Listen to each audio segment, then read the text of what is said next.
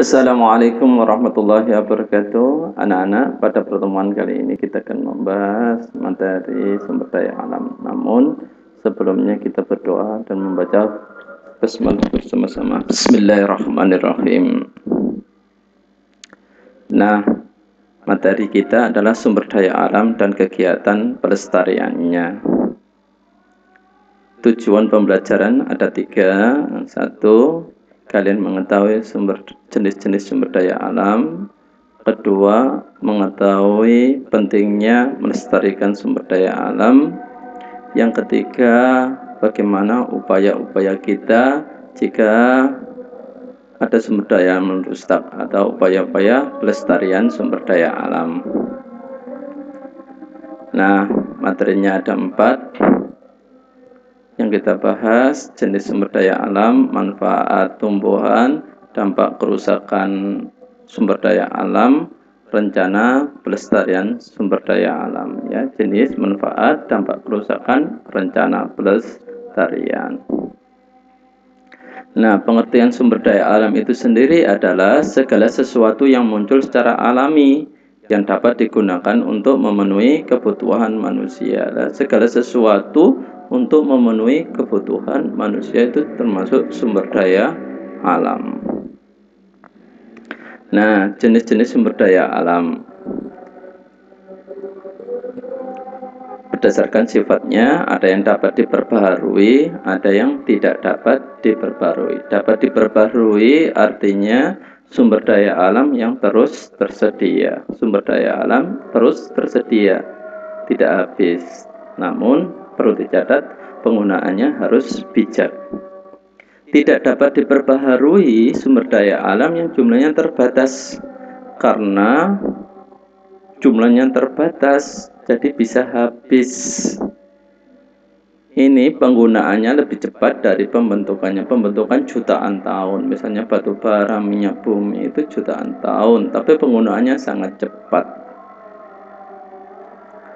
Berdasarkan komponen, ada sumber daya alam biotik, ada sumber daya alam abiotik. Sumber daya alam biotik itu sumber daya alam yang berasal dari makhluk hidup, bisa hewan, bisa tumbuhan, bisa mikroorganisme.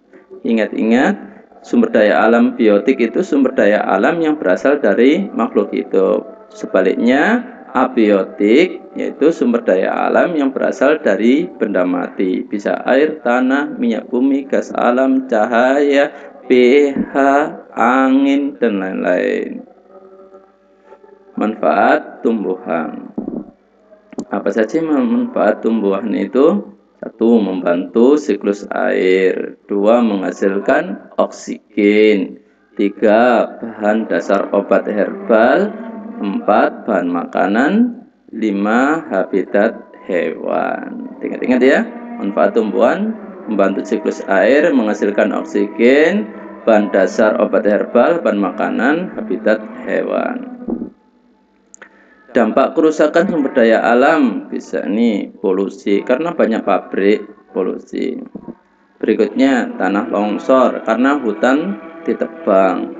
Berikutnya kekeringan karena hutan juga ditebang, sehingga cadangan air tidak ada karena akar-akar tanah tidak mampu menyerap air yang ada, sehingga musim kemarau kekeringan. Berikutnya obat herbal menjadi langka karena apa? Tumbuhan-tumbuhan herbal semuanya musnah, habis. Banyak faktor, tidak adanya lahan, pengetahuan terhadap obat herbal sudah menurun, dan lain-lain.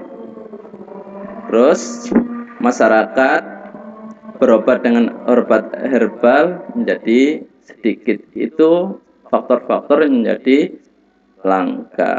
Yang pastinya yang tidak ada tumbuhan herbal itu karena banyak faktor tadi. Kerusakan habitat, ini habitat tempat hidup hewan. Ini kalau pohon semuanya di hutan habis, maka habitat rusak. Hewan, tumbuhan, burung, monyet, dan lain-lain tidak punya tempat tinggal. Akibatnya bisa ke perkampungan. Rencana pelestarian hutan, misalnya hutan yang rusak, apa yang dilakukan? Reboisasi supaya bisa seperti ini.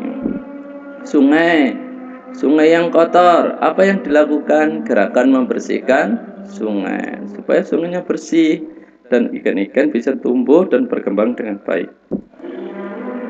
Pelestarian pantai, misalnya pantai yang kotor, membersihkan pantai supaya apa? Pantai bersih sehingga wisatawan banyak yang datang. Kalau wisatawan banyak yang datang, maka pendapatan daerah tersebut meningkat. Seperti itu anak-anak. Terima kasih atas perhatiannya. Itulah manfaat sumber daya alam. Semoga kalian memahami. Terima kasih atas perhatiannya. Jazakumullahu khairan katsir. Assalamualaikum warahmatullahi wabarakatuh.